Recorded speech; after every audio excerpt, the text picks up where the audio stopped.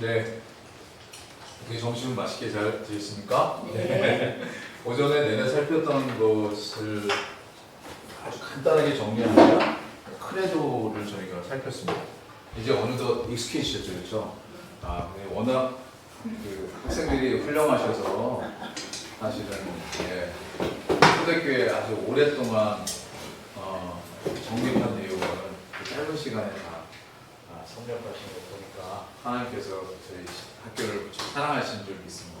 네. 그래서 이게 좋은 분들이 함께 하셔서 너무 감사하고요. 또 멀리서 들으시는 분들도 역시나 온라인이긴 하지만 이 내용이 계속 저희 전통적으로 계승되어 온 내용이라 잘 마음에 새기시면 큰 은혜가 될 줄 믿습니다. 크레도 이게 이제 사도신경을 정립할 때 세 가지.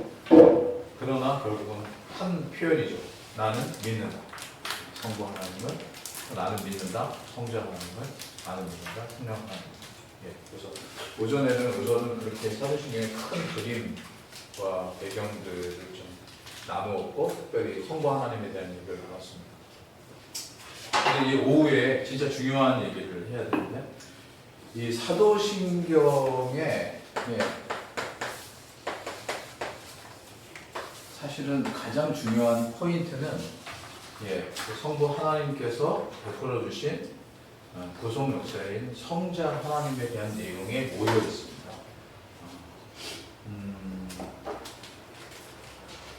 이제 그거를 초대교회에서는 기독론 논쟁이라고 하는데요. 그래서 기독론이 이제 그리스도를 한자어로 풀이한 겁니다. 그리스도에 대한 교리, 기독 교리가 뭔가. 사실은 앞에서도 저희가 읽었지만 사도신경의 분량 중에 가장 많은 부분이 사실은 성자 하나님, 제주스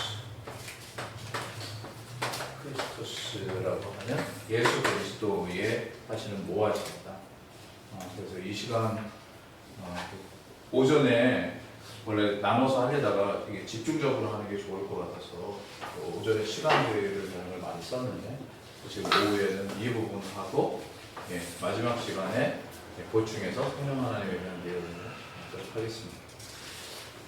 그리스도에 대해서는 이제 아까 말씀드린 것처럼 그리스도에 대해서 7가지를 다루려고 하는데요. 이게 바로 제일 먼저가 그리스도의 유일성입니다. 유일한 구원. 아마 여러분 잘 아실 거예요. 사경전에 보면 두려웠던 간수가 이렇게 묻습니다. 어떻게 하여야 구원을 얻을 수 있습니까? 다른 것으로는 얻을 수 없고 오직 예수 그리스도로 말미암아 얻을 수 있습니다. 예수 그리스도 유일한 구원자. 아까 제가 우리나라 역사를 잠깐 얘기했기 때문에 여러분 꼭 점심시간 지나고 난 첫 타임이니까 잠깐만 릴렉스하기 위해서 하나 얘기하면 혹시 여러분 1950년 6월 25일에 무슨 일이 났는지 다 아시죠? 그렇죠? 네, 다 아실 거예요. 말하자면 6.25 전쟁입니다. 6.25 전쟁 때에 있어서 사실은 그때를 회상하면서 언론이나 아니면 뭐 TV 어떤 매체들이 가장 많이 그때를 회상하게 하는 사진 보도를 보내는 게 뭐냐면요. 다리예요. 다리. 한강 철교라고도 하고 한강 다리. 당시에는 지금처럼 강남과 강북으로 분할된 게 아니라 사실은 강북만 서울이었고 건너가면 이제 경기도로 넘어가는 건데 그래서 전쟁이 위에서부터 내려왔기 때문에 살 수 있는 길은 다리를 건너야 되는데 그때 다리가 유일하게 한강 철교였어. 근데 안타깝게도 그 철교가 무너지면서 그게 이제 사진에 많이 나오죠. 사람들이 못 건너가고 죽고 막 이렇게 거기 부서진 데도 막 이렇게 얽혀서 이렇게 설켜 있고 하는 것을 봅니다. 지금 한강 철교는 이제 어느덧 다 복구가 됐고 뭐 한강에 다리가 그때 하나밖에 없었는데 지금은 30 몇 개인가 뭐 된다고 할 정도로 여기 가까운 일산 쪽에도 김포대교도 있고 뭐 그렇잖아요. 일산대교도 있고 여러 개 있죠. 저쪽 하남 구리 쪽에 가면 거기도 다리가 또 계속 세워지고 다리가 되게 많아졌습니다. 근데 왜 제가 다리 얘기를 하냐면 지금은 많아졌으니까 강북에서 강남을 가는데 건너가는 길이 많다. 뭐 차가 뭐 쉬운 말로 여기 김포대교나 일산대교가 막히니까 그러면 저는 제가 살고 있는 데가 가양대교가 가깝기도 하고요. 최근에 더 가까운 거 월드컵대교가 가깝기도 하고 저는 이제 그쪽에 사는데 전에는 성산대교를 많이 건넜습니다. 성산대교 이렇게. 그래서 지금 여기서 뭘 말하려고 하냐면 예전에는 6.25 때만 해도 다리를 건너는 게 하나밖에 없었는데 지금은 많아졌으니까 만약에 사람들이 선택의 폭이 더 많아졌죠. 이거를 다양성이라고 얘기합니다. 다양성. 그렇잖아요. 이 다리도 탈 수 있고 저 다리도 탈 수 있고 그래서 요즘에는 이제 운전할 때 거의 다 내비게이션을 이용하는데 내비게이션이 해주는 게 뭐냐면 여기 막히니까 일로 가라. 아니면 또 여기가 좀 시간이 1분 준다. 뭐 이렇게. 근데 구원에 있어서는 이 다리가 이제 비유가 되지만 구원에 있어서는 한강철교나 뭐 김포대교나 월드컵 대교나 이런 것 같지 않게 구원에는 성경이 말씀하고 있는 유일한 길을 바로 예수 그리스도라고 얘기하고 있습니다. 예수 그리스도 외에는 구원의 길은 없다. 이게 우리한테 제일 중요합니다. 예수님께서 친히 말씀하신 내용인데요. 성경을 한 번만 찾아보죠. 우리가 잘 아는 내용입니다. 요한복음 14장 6절. 거기 바로 이렇게 말씀을 요한복음 14장 6절 한번 읽어볼까요? 자, 예수께서 가라사대 때 내가 곧 길이요 진리요 생명이니 나로 말미암지 않고는 아버지께로 올 자가 없느니라. 아멘. 그렇습니다. 예수 그리스도 외에는 아버지께로 갈 자가 없습니다. 그래서 우리는 예수 그리스도를 생각하면서 가장 먼저 생각해야 되는 게 하나님께서 구원의 유일한 길로 예수 그리스도를 우리에게 허락하셨다. 그리고 그 예수 그리스도로만 말미암아 우리는 구원함을 얻을 수 있다. 그래서 혹이나 어느 시대건 그거는 초대교회에서도 그랬고요.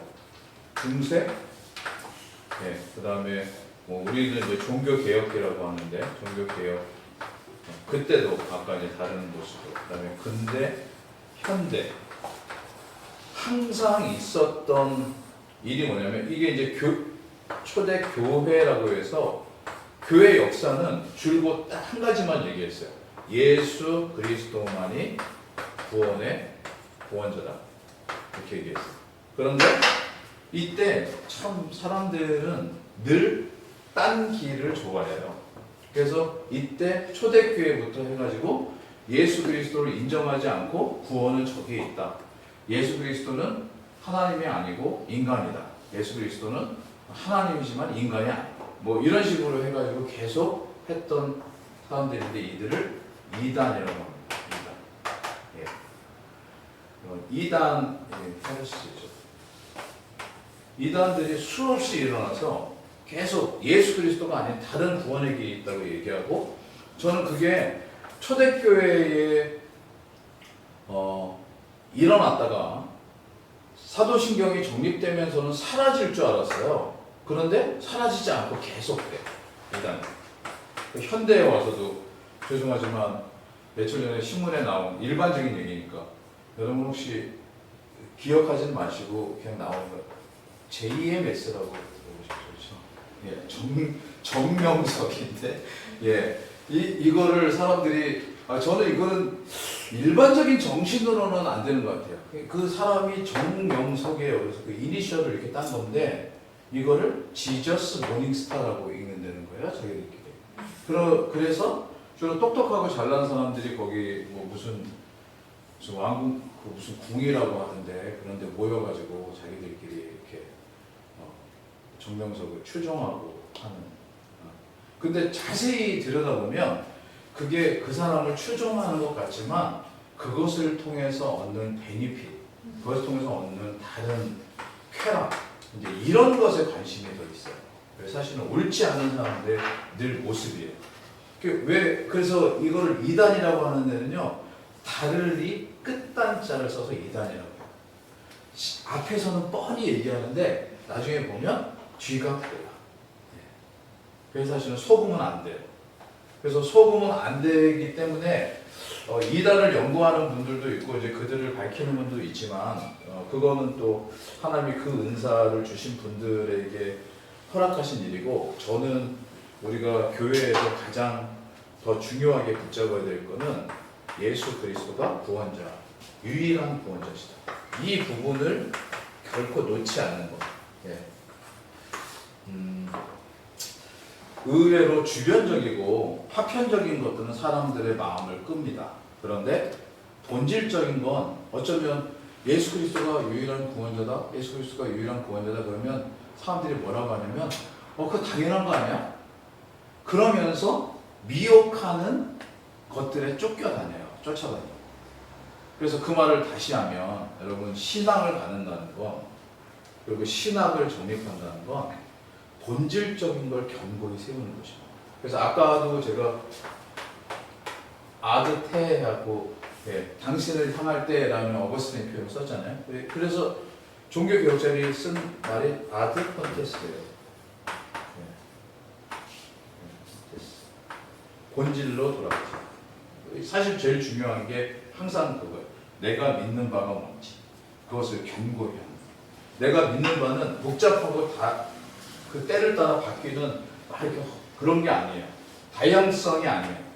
다양성의 특징은 사실은 다채로운 거긴 하지만 다양할수록 본질이 분명하지 않아요.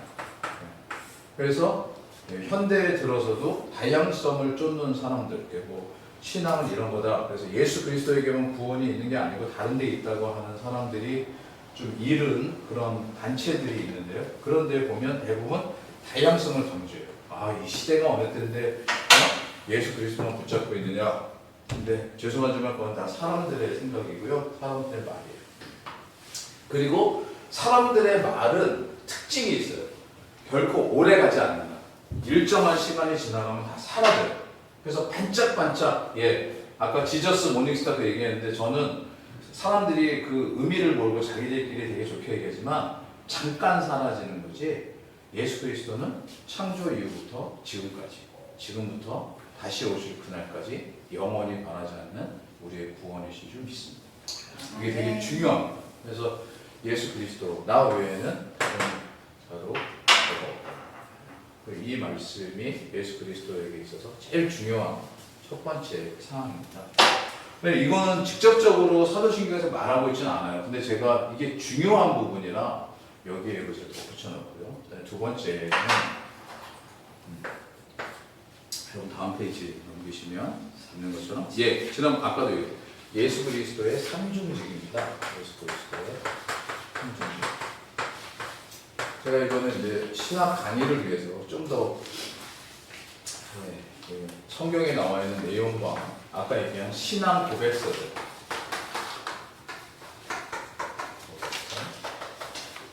그리고 요리 문답서,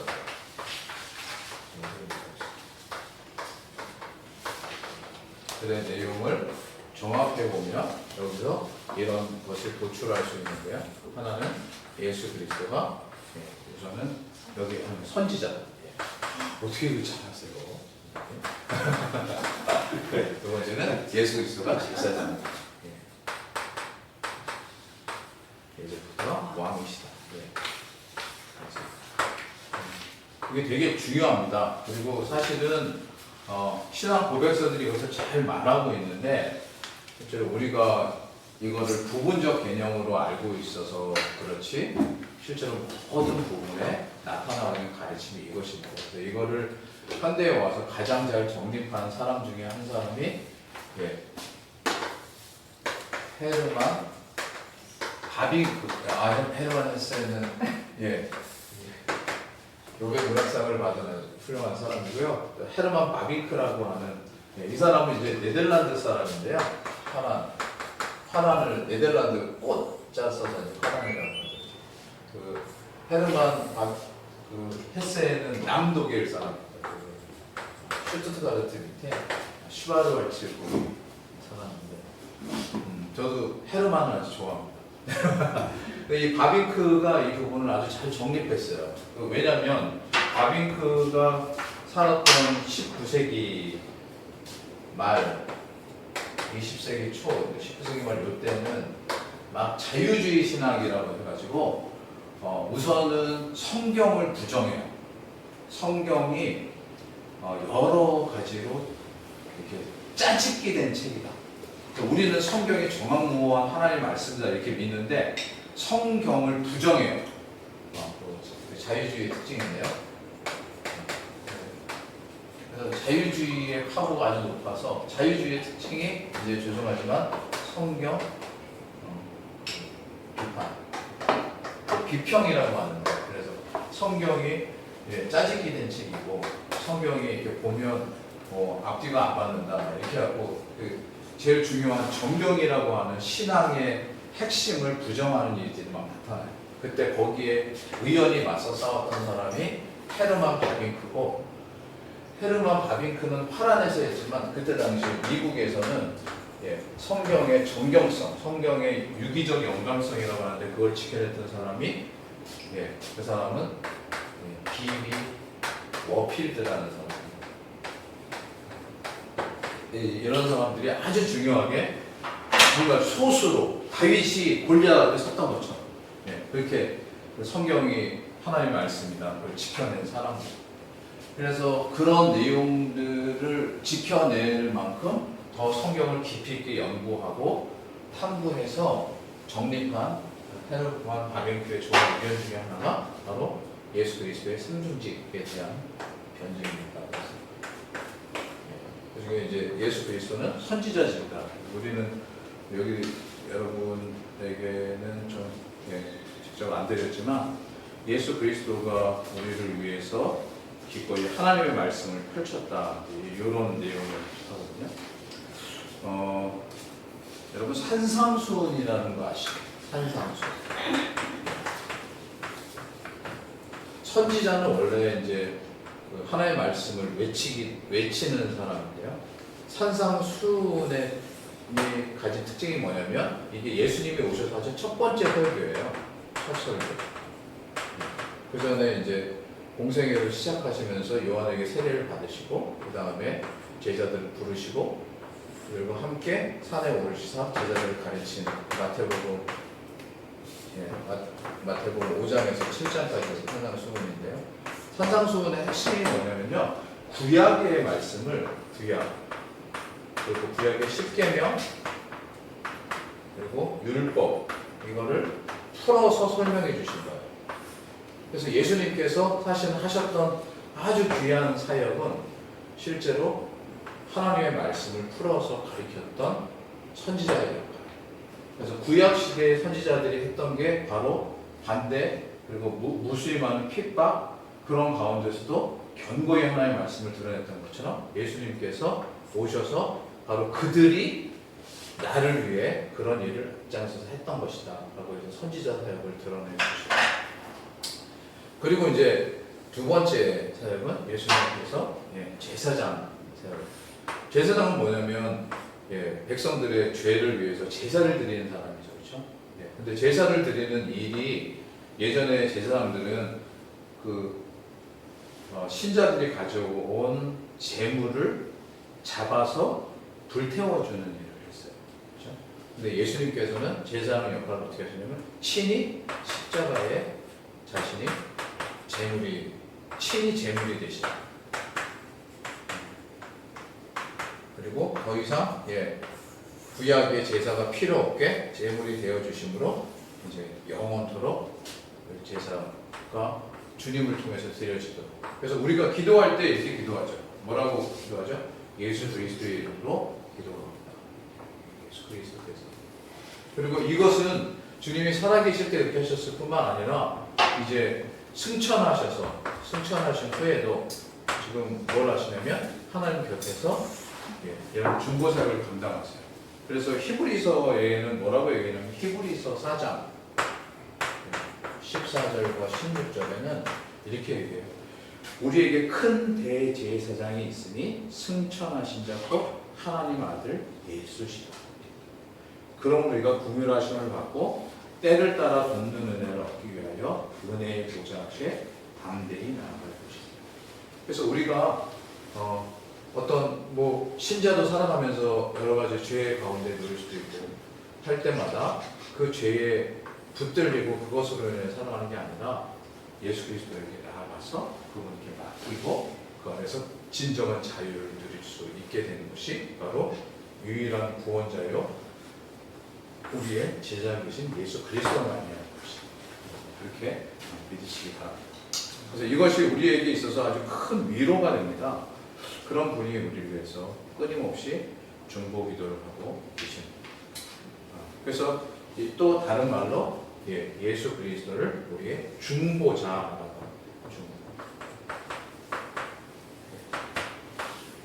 우리를 중보자라고 하시고 우리를 다 아시니까 우리와 같이 되셨으니까 우리를 위해서 하나님께 끊임없이 중보하십니다. 세 번째는 왕에 대한 얘기입니다.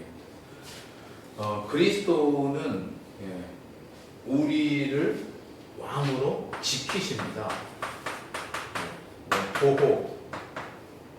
보존과 관련되어 있습니다. 우리의 왕이신. 그래서 만왕의 왕이라고 우리가 하죠. 모든 왕 중에 왕. 그리고 더 중요한 게 있어요. 특별히 우리에게 교회를 허락하셨는데요. 교회의 머리이신 그리스도. 교회의 머리이시자 교회를 다스리시는 왕이 바로 그리스도이십니다. 우리 때때로 이렇게 보면 큰 교회나 아니면 특별히 로마 카톨릭 같은 경우에는 교회의 머리를 교황이라고 부르잖아요. 그렇죠? 교회의 황제라는 뜻이죠. 근데 실제로 성경은 한 번도 사람을 교황으로 세운 적이 없어요. 이게 사실은 잘못된 교리죠. 예수 그리스도가 교회의 머리이시다.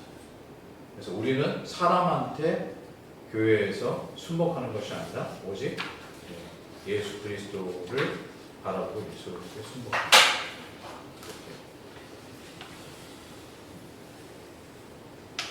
그래서 첫 번째로 우리가 유일한 구원자 예수 그리스도를 살펴보면 두 번째 예수 그리스도의 삼중직에 대해서 이렇게 살펴보겠습니다. 그러면서 이제 세 번째 내용은요. 예수 그리스도로 인해서 우리가 얻는 은혜가 무엇인가라고 하면 그건 바로 예수 그리스도로 인해 우리가 하나님의 자녀가 됐다. 양자됨.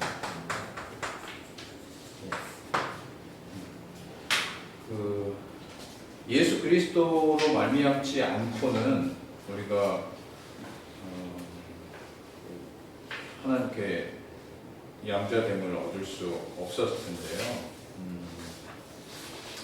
베드로전서 1장에 보면 1장 18절로 19절 여기에 이런 말씀이 있습니다. 너희가 알거니와 너희 조상의 유전한 망령된 행실에서 구속된 것은 은이나 금같이 없어질 것으로 한 것이 아니요 오직 흠없고 점없는 어린 양 같은 그리스도의 보배로운 피로 한 것이다. 이렇게 합니다. 그래서 우리가 구원함을 얻고 특별히 하나님의 자녀가 된 것에 대해서 예수 그리스도로 말미암았다. 그래서 이것을 아까 이제 신앙 고백서 중에 여기 신앙 고백서 중에 영국에서 쓴 웨스트민스터라는 게 있습니다. 이게 사실은 지금 우리가 고백하는 가장 기본적인 내용입니다. 그래서 이거를 웨스트민스터 스탠다드라고 합니다. 여러분, 스탠다드가 표준이라는 말이죠. 표준 아니면 기준. 우리가 믿는 바가 뭔가라고 할 때 바로 그 표준이 되는 게 웨스트민스터 신앙 고백서와 대초여기 문답. 바로 이제 거기에 보면 이런 내용이 있습니다. 하나님께서는 의롭다 하심을 받는 모든 사람이 독생자 예수 그리스도 안에서 그리고 그분 때문에 양자됨의 은혜에 참여하는 사람이 되게 해주십니다. 그래서 웨스트민스터 신앙 고백서 12장에 나오는 양자됨, 아예 제목이 양자됨이에요. 양자됨. 어독션이라고 하는데 우리 여러분 홀트 아동복지회 이런 거 들어오셨죠? 거기서 하는 일이 주로 이제 이렇게 그 입양인데 바로 그 입양을 바꿔서 성경적인 용어로는 신학적인 용어로는 양자됨. 그래서 이렇게 예수 그리스도로 말미암아 우리에게 주어진 귀한 은혜가 바로 양자됩니다. 얘기할 수 있습니다. 자, 이제 이렇게 해놓고 사도신경에 있는 내용을 좀 더 다뤄보도록 하겠습니다. 이게 이제 네 번째, 다섯 번째, 여섯 번째, 일곱 번째. 아까도 저희가 이제 사도신경의 내용을 살펴봤는데 한 번만 더 같이 사도신경의 맨 앞에 전능하사 천지를 만드신 하나님 아버지를 내가 믿사오며 그다음 그 아들 우리 주 예수 그리스도를 믿사오니 이는 성령으로 잉태하사 동정녀 마리에 나시고 본디오 빌라도의 고난을 받으사 십자가에 못 박혀 죽으시고 장사한 지 사흘 만에 죽은 자 가운데서 다시 살아나시며 하늘로 오르사 선하신 하나님 편에 계시는 이렇게 얘기해요. 그래서 이제 이 다루는 내용이 먼저 성육신 성령으로 잉태하사 동정녀 마리에 나시고 그 다음에 고난 십자가의 경험에서 십자가 고난 부활 일곱 번째가 승천 및 재림. 사도신경에서는 지금 이제 이렇게 네 가지를 주되게 예수 그리스도에 대해서 생각합니다. 성육신과 관련해서는 이게 이제 되게 중요한데요. 실제로 사람들이 구약에서 메시아를 약속받았고 기다렸습니다. 근데 사람들의 생각에는 왕이 오신다, 구원자가 오신다, 하나님이 오신다, 메시아, 그렇죠? 메시아가 오신다라고 했을 때 그 모습이 어떠할지 몰랐습니다. 근데 사람들은 다 이거를 이제 자기 생각으로 했죠. 근데 주님은 하나님께서 직접 당신의 아들을 독생하신 독생으로 이 땅에 보내시고 또 그게 아기 예수의 모습으로 오셨습니다. 이거를 그래서 낮아지심 이렇게 얘기합니다. 그러니까 성육신은 우리로 하여금 참 많은 생각을 하게 합니다. 특별히 교회가 예수 그리스도를 왕으로 섬기고 예수 그리스도를 믿고 한다고 할 때 교회가 따라야 될 모습, 교회를 섬기는 자들이 따라야 될 모습은 거의 다 예수 그리스도의 성육신 낮아지심의 모습입니다. 이것을 잘 말씀하고 있는 게 이제 빌립보서 2장 5절 이야기인데요. 혹시 성경을 한 번만 찾아보시겠어요? 제가 빌립보서 2장 5절. 예. 그럼 한번 읽어주실래요, 원장님? 시작. 너희 안에 이 마음을 보라. 곧 그리스도 예수의 마음이니. 6절. 그는 근본 하나님의 본체시나 하나님과 동등됨을 취할 것을 여겨하지. 7절. 오히려 자기를 비어 종의 형체를 가져 사람과 같이 되셨고 사람의 모양으로 나타나셨으니 자기를 낮추시고 죽기까지 복종하셨으니 곧 십자가에 죽으시니라. 예, 그렇습니다. 그래서 사실은 성육신 5절로 지금 저희가 읽은 데가 8절까지 읽었죠. 8절까지. 8절에서 상관절까지는 사람의 모양으로 오셨다. 사실은 그래서 이게 초대교회에 가장 많은 이슈가 됐던 것도 사실 이것이에요. 어떻게 하나님이 사람이 되실 수가 있는 거예요.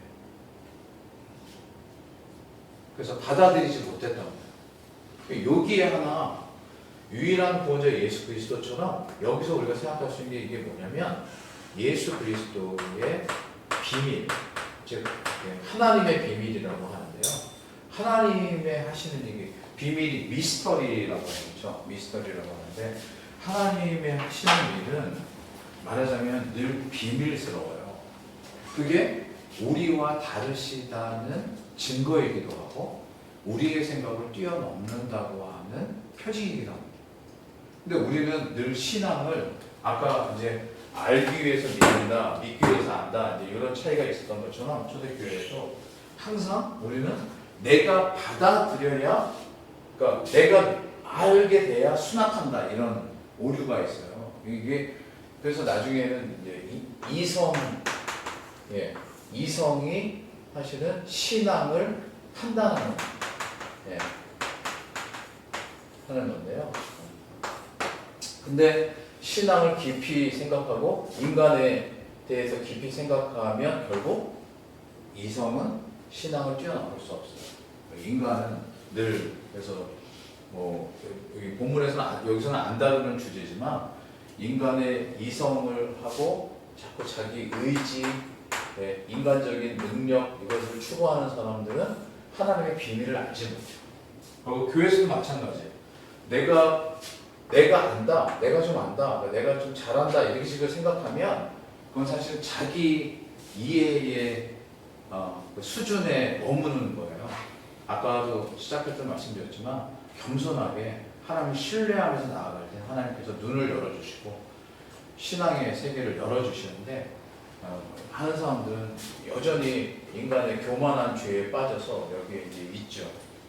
그래서 그랬던 사람들 중에 예수 그리스도가 육신으로 오신 걸 받아들이지 못하는 사람들이 많았어요. 그래서 신앙 고백서는 그 사도신경은 분명하게 얘기하기를 예수 그리스도가 육신으로 오셨다, 우리와 같이 되셨다, 이 얘기를 밝히거든요. 그런 내용들을 우리가 신앙 고백을 통해서 계속 배우고 있는 것입니다. 자, 이제 지금 양자님 다음에 넘어가서 그런데 여러분 그게 세 번째 강의한 3교시 혹시 펴고 계시나요? 예, 제가 요거를 넘어가야 된다는 걸 말씀을 안 드려서 죄송해요. 3교시. 첫 번째, 두 번째는 밑에 내려놓으시고 3교시.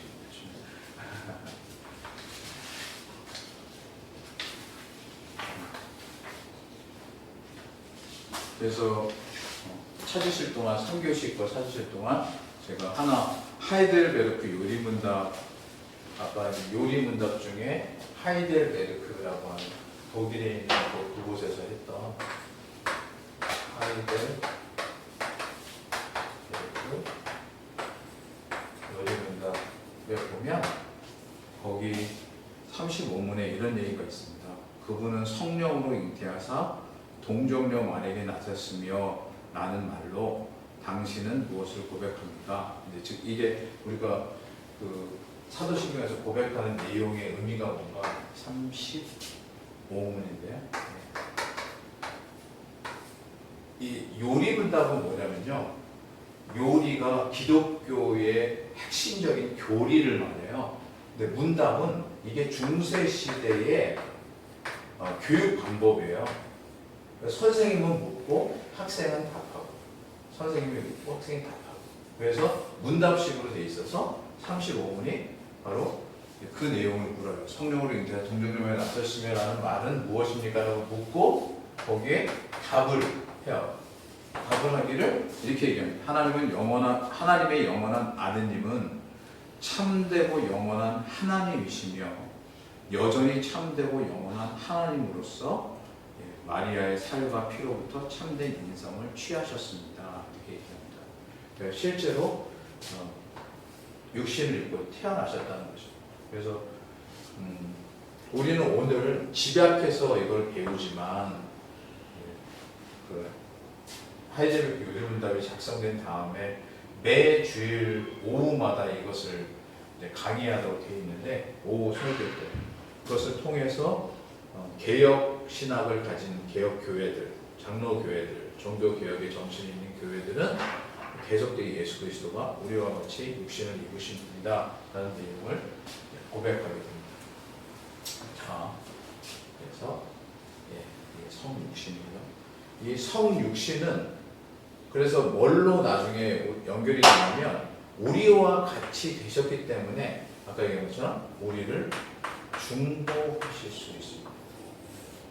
주님이 우리처럼 육신을 입고 공생애를 시작하기 전에 30년 동안 사셨잖아요. 그렇죠? 그래서 우리의 아픔, 우리가 살아가면서 겪었던 여러 삶의 모습 이런 것들을 다 알고 계시기 때문에 사실은 우리가 기도할 때 주님이 아마 이렇게 그래 내가 네 마음을 알아. 이런 것 때문에 힘들지 이것을 다 아시고 우리를 위해 중보하십니다. 그런데 이제 다섯 번째로 넘어가면 중요한 것은 예수님께서 이렇게 이 땅에 오신 목적이 사실은 우리는 누가 이게 오거나 뭐 낫다 그러면 그럼 뭔가 크고 대단한 것을 생각합니다. 그런데 예수님께서 이 땅에 오신 이유는 바로 십자가를 지시기 위해서 오셨습니다. 요건 어디서 알 수 있냐면 마가복음을 보면 다른 복음서도 있지만 특별히 마가복음은 총 16장으로 되어 있어요. 근데 16장인데 장소가 이제 정말 권사님도 그렇고 집사님도 그렇고 목사님도 그렇고 여기에 오실 때 어디서 출발해서 어디를 거쳐서 여기에 도착한다 이런 게 있잖아요. 그렇죠? 마가복음은 바로 이런 지명적 그 기술을 통해서 바로 예수님이 어디를 향하셨던가를 분명히 말하는데요. 처음에는 갈릴리로 출발합니다. 갈릴리는 어디죠? 예수님이 나고 자라신 데죠. 그렇죠? 그리고 그 다음에는 그 어디를 향하시냐면 예루살렘을 향하십니다. 그래서 예수님이 가시려고 하는 목적은 그래서 이게 1장부터 10장까지를 말하고요. 여기서 11장부터 15장까지를 주로 갈릴리 그 다음에 예루살렘을 이렇게 말하면서 15장에 이르면 예수님이 이 땅에 왜 오셨는지가 드러나는데 그게 바로 갈고리 갈릴리에서 출발해서 갈고리로 갈고리 십자가 15장 16장 그러면서 여기 10장과 11장 요 사이에 9장부터 9장 10장 11장에 예수님이 계속해서 내가 지금 가는 것은 모두 다 십자가를 지기 위함이다. 그 말씀을 3번을 거듭하세요. 그러면서 한 복음서에서 예수님이 이 땅에 오신 목적을 잘 드러내기를 바로 갈고리 십자가를 지시기 위한 거다. 그럼 갈고리 십자가가 무슨 의미가 있는가? 여러분 잘 아시는 것처럼 십자가는 당시에 로마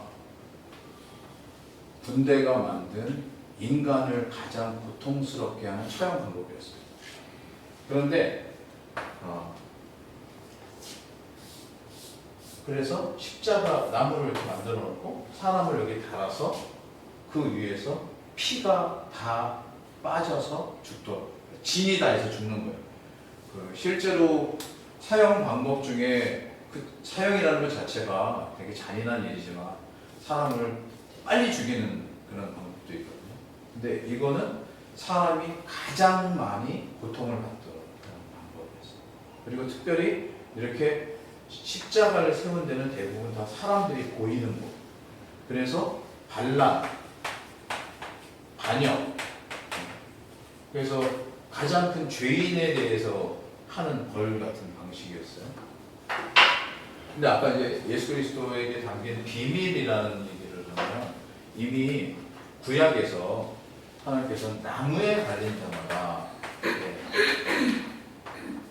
나무에 달린 자라는 표를 통해서 실제로 저주를 받는데 그 저주를 받는 자가 나무에 달린 자다. 그래서 나중에 예수님께서 로마 시대에 오실 걸 사람들은 몰랐죠. 로마 시대의 가장 극형이 십자가인 줄 몰랐죠. 근데 하나님께서는 그분을 이때 오게 하셨고 십자가에 달리게 하심으로 나무에 달리게 하시고 모든 인간들의 죄를 짊어진 저주를 받게 하셨어요. 그래서 한편으로 예수 그리스도의 십자가는 큰 고난임과 동시에 또 십자가는 영광이었어요. 모든 죄가 해결되는 것. 저는 이제 지금도 그런 생각이 있습니다. 신자로 살아가는 삶에 그 사람이 정말 신실한가?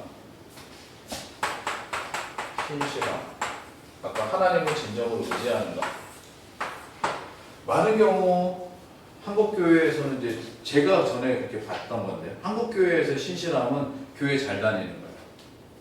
봉사 열심히 하고 뭐 거기서 덧붙여서 헌금도 잘하고 뭐 하라는 거 잘하면 되게 신실하다고 생각했어요. 근데 이 신실함은 그렇게까지 설명하면 인간적 성실이에요. 그거는 신실이 아니에요. 신실은요 페이스풀입니다. 그래서 신실함은 페이스풀레스인데 페이스는 믿음이죠. 하나님께 향한 거예요. 하나님께 향한. 그럼 하나님이 우리가 뭐 교회 열심히 다니고 봉사 잘하고 헌금 잘하고 뭐 시키는 대로 잘하고 이러기만 원하시나요? 아니에요. 그러면 하나님은 인간에게 뇌를 주지 않으신 것 마찬가지죠. 하나님께서 우리에게 원하시는 신실함은요 예수 그리스도가 모본을 보이신 길을 힘껏 따라가요. 그래서 진짜 교회에서 보여주는 신실함은 인간적 성실이 아니고 아무도 말하지 않아도 주님이라면 어떻게 하셨을까? 주님이라면 이 부분은 어떻게 하셨을까? 라는 생각하면서 그 길을 따라갑니다.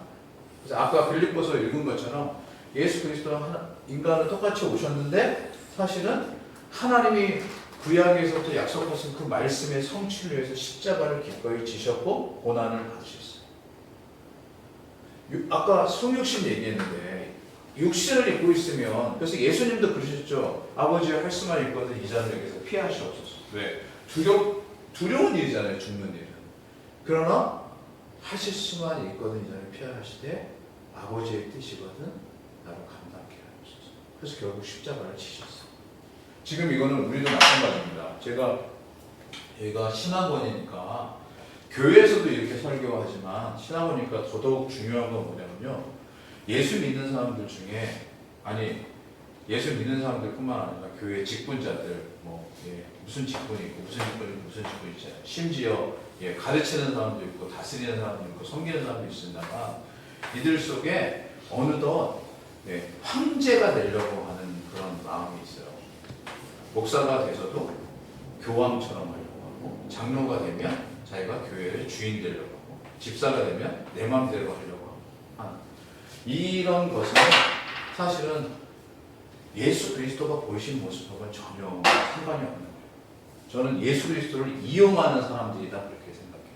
예수 그리스도를 이용해서 내가 그걸 누리는 거예요. 그 주님은 지금 냅두세요. 왜요?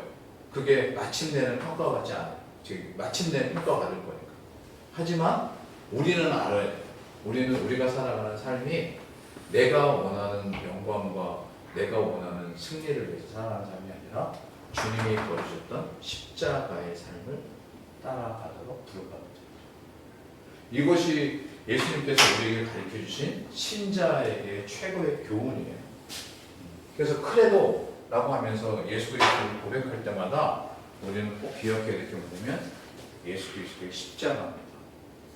그래서 이 십자가를 생각하면서 살았던 사람 중에 제가 한 명 소개하고 싶은 사람이 있는데요. 우리가 바나바 선교회인 것처럼 선교회 중에 한국말로 발음하면 좀 별로 안 좋은데 웩이라는 선교회가 있습니다. 웩. 월드 이반젤리컬 크루세드라고 하는 선교회인데요. 이걸 세운 사람 이름이 찰스 스터드라고 합니다. 찰스 스터드. 그 사람은 영국에 아주 잘 살았던 부자고요. 공부도 잘했어요. 캠브리지를 나왔어요. 그리고 우리나라 지금 뭐 저기 프로야구 하면 연봉 한 얼마 정도 받나요? 3억? 네, 3억. 당시에 그 영국에는 지금도 영국, 유럽, 영국 영연합은 뭐가 있냐면 크리켓이라고 하는 그 야구의 원형 같은 지금 우리가 쓰는 야구는 미식 야구인데 크리켓 세계 선수 먼저였어요. 되게 유명도 하고 공부도 잘하고 집도 잘 살고. 근데 이러던 사람이 예수 그리스도를 인격적으로 만났어요. 그리고 예수 그리스도의 귀한 사역 중에 특별히 십자가의 사역을 가슴에 품고는 자기가 가졌던 부와 명예를 다 버리고 아무도 안 가는 선교사의 길을 가서 웩 선교회를 만들었고요. 그래서 아프리카에 선교사를 갔어요. 이 웩 선교회의 특징이 뭐냐면요. 선교사로 가면서 우리는 선교사로 가도 나중에 돌아오면 뭐 어떻게 해야지 정말 계획도 세우고 막 이런 것들이 되게 난무한데 이 웩 선교회는 원칙이 하나 있어요. 갈 때 모든 걸 다 정리하고 마지막 남은 가방 하나를 웩 본부 밑에 창고에 맡겨요. 그래서 그 본부에 가면 그 길을 걸어간 사람들의 가방이 하나씩 있어요. 그리고 떠나는 거기에 내 삶을 정리한 가방 하나를 남겨줘. 주님이 돌아오게 하시면 그 가방을 갖고 은퇴하면 살겠지만 그렇지 않으면 주님이 부르신 대로 살겠습니다.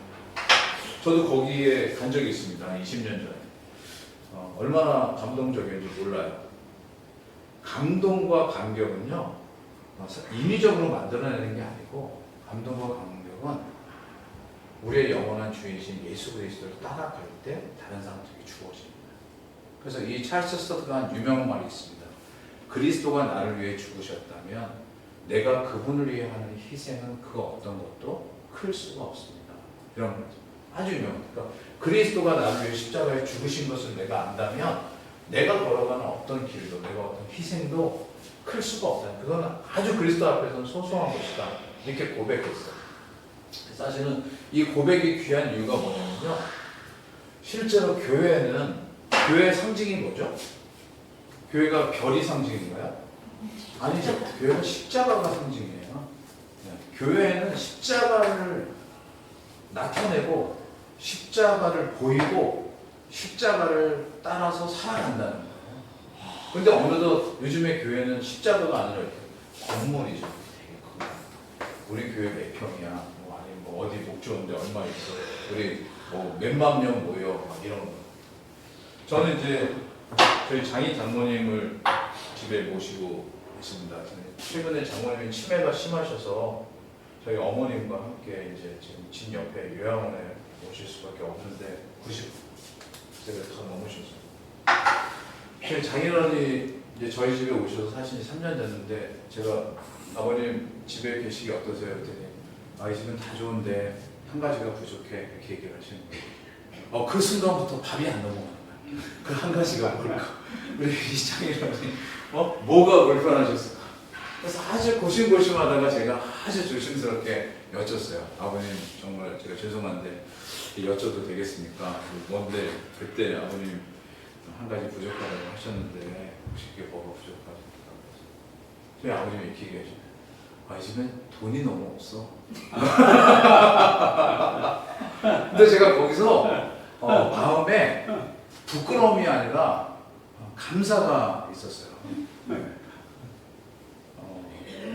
만약에 이제 저희 집사람이 외동딸인데 결혼할 때도 뭐 제가 이제 신학교 간다고 해서 별로 이렇게 기쁘게 여기지 않으셨지만 결혼하고도 뭐 제가 이제 처음에 교회에서 받은 사례비가 5만 원 나왔거든요. 제가 그 전에 아까 제가 전공을 뭐 했던 말씀드리니까 일반 직장 다니면 받는 돈이 있는데 교회 가니까 처음에 5만 원 차비를 주더라고요. 결혼하니까 30만 원을 줬어요. 근데 저희가 결혼하더라도 전셋집 얻은 게 1,000만 원인가 그랬는데 그 매달 갚아야 될 돈이 35만 원이야. 30만 원 주는 거야. 그러니까 그때 제가 알았어요. 내 힘으로 사는 게 아니구나. 근데 살았어요. 그리고 애도 생기고 애가 둘이나 있어요 저희 집에. 예. 딸도 있고 아들도 있고 30살, 28인데. 네. 근데 이제 저희 장인어른은 그거 보고 너무 안쓰럽겠죠. 딸 하나 곱게 키워서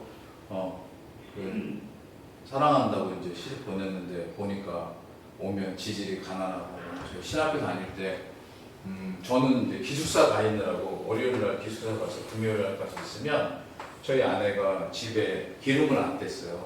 제가 금요일 날 오면 기름 예전에 아마 우리 권사님들 아실 텐데 예전에는 동네에 거기 뭐 그 아주 그 인천 아주 그 변방이어가지고 예, 동네에 무슨 이렇게 기름통에 하나 5,000원인가 팔았거든요. 5,000원의 기름. 쌀은 종이 봉지 하나에 1,000원. 그래서 아내가 5,000원어치 기름 넣고 그것도 주말에만 키는 거예요.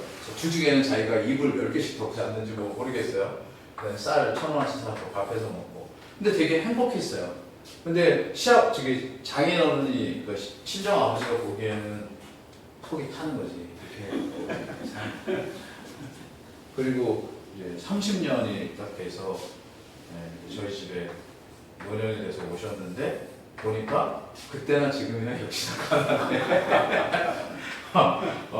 그래서 제가 너무너무 죄송했어요. 아버님 제가 이렇게. 근데 아버님이 덧붙이신 말씀이 저를 아주 감동시켰어요. 가난한데 참 행복해 보인다. 가난한데 뭔가 다른. 예. 그래서 노년에 당신을 의탁하기에 너무나 좋다. 네. 그래서 저희 집에 예, 돈은 없지만 웃음이 가득하고 서로 사랑하고 예, 뭐 나누지 못해서 미안하고. 근데 이게 제가 자랑하려 드린 말씀은 이게 저한테 온 건 아니고요. 사실은 예수님께서 먼저 보이신 일이에요. 예수님이 이 세상을 알 수 없는 비밀을 보이셨는데 십자가의 길을 가는 사람에게 아까 빌립보서 2장 5절로 8절은 그 얘기를 하지만 9절부터 11절에는 뭐라고 얘기하냐면 하나님이 그를 지극히 높여 모든 이름 위에 높여지게 하십니다. 이렇게 얘기하세요. 그러니까 우리도 마찬가지예요. 돈은 없을 수 있어요. 돈 해서 살아가는 사람들에 비해 돈은 없을 수 있어요. 하지만 하나님께 주시는 영광은 그 무엇과 비할 수 없이 클 줄 믿습니다. 특별히 우리 신학교 마찬가지예요. 이제 신생 신학교예요. 뭐 기존에 표현을 이렇게 하는데 뭐 오래된 메이저 신학교라고 하는 이제 신학교들이 있어요. 거기는 뭐 교회들도 많고 그다음에 그 교회에서 보낸 뭐 목사님의 자녀부터 손자까지 뭐 대대손손이 있는 그런 데가 되게 많아요. 근데 우리는 신생이에요. 이제 뭐 말하자면 이제 어떻게 이렇게 1년을 버틸까 뭐 근데 저는 걱정할 필요 없다고 생각해요. 제가 학장이 아니니까 이렇게 말한다고 생각하지 마시고 네. 제가 시작할 때부터 목사님께 이렇게 말씀하셨어요. 목사님 하나님이 하셨으면 하나님 책임지시고 하나님이 하셨으면 하나님의 사람들을 붙이십니다. 저는 아까 말씀드린 것처럼 이제 군대에 가서 신앙을 가지고 제가 89년도에 군대에 가서 신앙을 가지고 91년도에 제대를 했어요. 근데 89년도에 제가 다니던 학교 앞에 교회가 하나 세워지고 제가 91년에 제대해서 그 교회를 갔는데 제가 91년 12월 1일 날 갔는데 그 교회 91년 10월 30일 날 청년부 지도 목사로 온 분이 있어요. 그분이 사실은 저한테 자기가 이제 영국에서 박사 공부를 한 분인데요. 그 저한테 자기 논문을 하나 줬어요. 그러면서 자기 가르쳤던 선생님하고 비슷하게 생겨서 준다. 그래서 거기에 정시경제 이렇게 해서 영어로 된 논문, 한글도 잘 못 읽겠는데 영어로 된 논문을 줬는데 이게 제 인생을 바꿨어요. 그래서 제가 이분 때문에 사실 이분이 신학교 가라고 해서 신학교를 갔고 지금 섬기는 교회도 이분이 섬기다가 갔고요. 이분이 영국에서 박사학위를 받았기 때문에 저보고 영국에 공부하러 가면 좋겠다. 근데 저는 사실 그때 결혼하고도 가난했지만 결혼하기 전에도 제가 부모님 모시고 뭐 새벽에 우유배달부터 시작해서 낮밤 일을 하지 않으면 살 수 없을 만큼 가난했거든요. 근데 그런 거 다 빼고 하나님이 우리에게 주신 약속이 있다. 그래서 그거를 선물했을 때 제가 바뀌었어요. 현실에 불속된 자가 아니라 약속을 따라 사는 사람이고 하나님을 따라 사는 사람이라는 게 제 마음에 가득 차니까 그 다음부터 이렇게 가난해서 행복하게. 그래서 남들이 다 저보고 이렇게 얘기해요. 되게 이렇게 부안집에서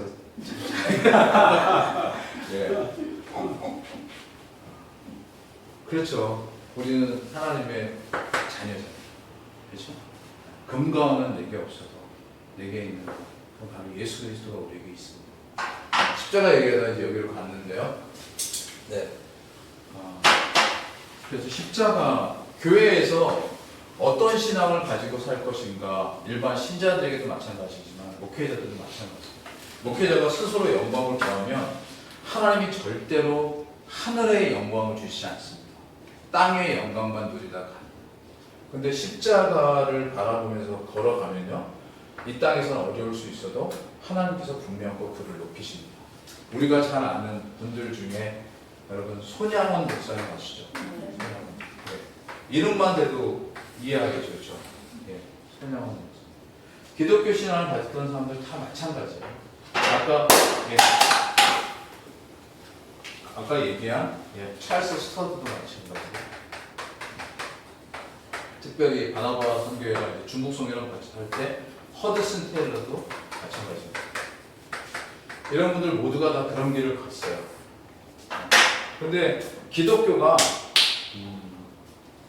313년에 로마에서 공인된 다음에 기독교 진영 안에도 십자가가 아닌 영광의 신학이 있습니다. 그래서 자꾸 좋은 자리,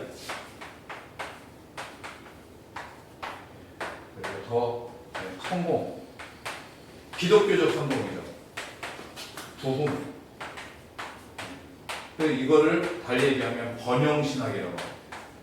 이런 걸 쫓아가는 사람들이 있는데요. 여러분, 가는 분들은 뭐라고 막을 수 없지만 여러분은 이것과는 다른 십자가의 길을 가는 은혜가 있기를 바랍니다. 이렇게 가면요, 당장은 좋아요. 근데 인간의 본성이 딱 보면 나중에 꼭 자중질환이 일어나요. 하나님이 하시는 일이에요. 좋은 죄를 찾으면 시기를 해. 그렇죠? 성공을 하면 미워해. 그래서 되게 잘하는 것 같지만 나중에 보면 결국 그냥 십자가의 길을 갔으면 당장은 어려워도 하나님 높이심이 더 가득했을 텐데 하는 아쉬움이 가득해요. 한때는 우리나라에 되게 큰 선망이 됐던 미국의 이제 크리스탈 처치라는 게 있습니다. 로버트 슐러라고 하는 미국 목사님, 한국에도 여러 번 오고 막 그들도 그렇게 성공해야 돼. 교회도 멋진 유리를 지어야 돼. 그랬는데 지금은 교회가 굳어나서 팔렸어요. 로마 카톨릭이. 크리스탈 처치 되게 유명한 미국에 있는 건데 한국까지 유명했던 거예요. 왜요? 성공이니까. 교회를 하면 성공해야 돼. 근데 아니에요. 기독교는 성공이 아니고 기독교는 사실은 실패와 기독교는 낮아짐과 기독교는 십자가 이겁니다. 그러면 하나님을 높이셔요. 죽어도 죽지 않고요. 사라져도 사라지지 않게 하세요. 근데 인간이 추구하는 성공을 쫓으면 기독교의 이름이에요. 당장은 좋은 것 같지만 결국은 나중에 소멸돼요. 이게 기독교 신앙의 가진 원리예요. 자, 많이 마세요. 네, 6번째로 가겠습니다. 그래서 우리가 잘 알죠. 십자가는 늘 뭘 가져오냐면 3일 만에 부활하신다.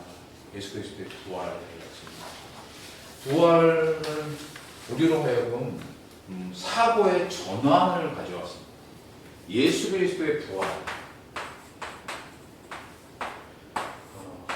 예수 그리스도가 부활하시기 전까지만 해도 고대 이집트라든가 서양 문명은 항상 뭐와 싸우려고 했냐면 죽음과 싸우려고 했어요. 근데 항상 죽음에 졌어요. 여러분 뭐 미이라가 뭔지 아시죠? 이게 전부 다 사후세계를 생각하는데 한계를 인정하는 방식이에요. 그래서 이 자체가 그렇게 하지만 졌다. 그 대단한 이집트, 애굽의 문명이 가진 게 이거예요. 우리 진시황도 잘 아시죠? 진시황. 불로초를 하려고 했죠. 이거는 말하자면 서양 쪽이고 동양 쪽인데 인간의 본성은 똑같아요. 영원을 추구해요. 그런데 육체적 영혼을 추구해요. 그런데 이게 십자가로 말하면 희생이었다면 하나님께 주시는 은혜가 있었으면 그렇지 않았어요. 근데 예수 그리스도가 십자가를 지시자 하나님께서 그를 다시 살게 하심으로 부활의 영광을 주셨어요. 이거는 우리로 하여금 정말 큰 소망을 갖게 합니다. 예수 그리스도가 부활하셨다는 건 예수 그리스도를 따라 믿는 우리도 역시 뭐라고요? 부활할 것에 대한 약속. 예수 그리스도가 부활하셨기 때문에 첫 열매가 되셔서 우리로 하여금 무엇을 따라가게 하시냐면 부활의 영광을 따라가게 했습니다. 여러분에게 나눠드린 그 페이지 넘기면 5페이지에 그리스도의 부활은 우리에게 어떤 유익을 줍니까? 이런 내용이 있습니다. 혹시 5페이지 넘겨보시겠어요? 3. 예수 그리스도의 부활 거기 있죠? 같이 한번 첫째, 둘째, 셋째 읽어보겠습니다. 자, 첫째, 그리스도는 부활로서 죽음을 이기셨으며 죽음으로써 얻으시기에 우리로 참여하게 하십니다. 둘째, 그의 능력으로 말미암아 우리도 이제 새로운 생명으로 다시 살아났습니다. 셋째, 그리스도의 부활은 우리의 영광스러운 부활에 대한 확실한 보증입니다. 그렇습니다. 우리는 분명코 부활할 것입니다. 왜냐하면 예수 그리스도가 부활하셨기 때문입니다. 예수 그리스도의 부활은 우리로 하여금 그러므로 내가 이 땅에만 속한 자이거나 이 땅에만 메인 자가 아니라 사실은 영원에 속한 자임을 확인하게 합니다. 이러면 시야가 달라집니다. 아까 이제 어거스틴으로 시작했죠. 아까 어거스틴 기억나시죠? 어거스틴.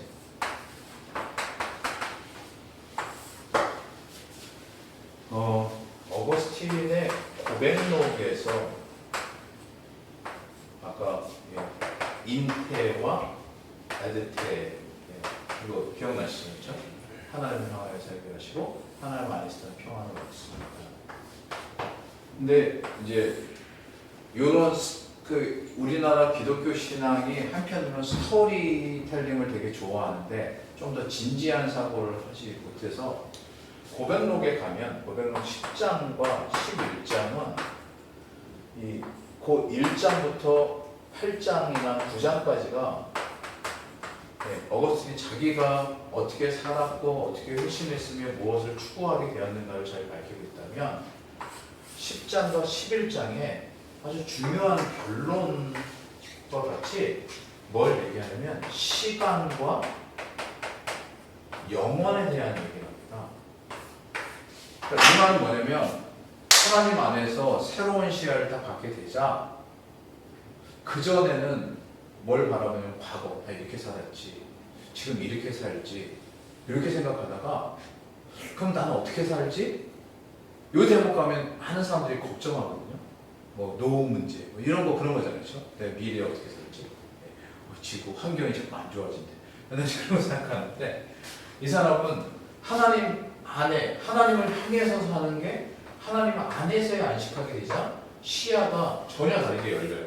나중에 성령 마지막 부분에서 나오는데 결국 하나님이 지으신 창조에는 물질 세계만 있는 게 아니라 아까 제가 얘기했죠.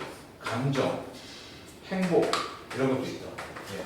근데 중요한 말 하나 더 합니다. 시간이 있다. 시간을 다르게 얘기하면 역사라고 얘기하죠. 역사는 주로 얘기하면 히스토리 해가지고 주로 과거를 얘기하지만 이 역사라고 하는 건 앞으로 가는 서사를 얘기합니다. 하나님이 펼치시는 시간 속에서 하나님의 일들. 그래서 그게 뭘로 모아지냐면 영원이라는 거예요. 그래서 삶이 달라져요. 어떻게 살 것인가가 아니라 이런 삶이 내가 살아가는 삶이구나.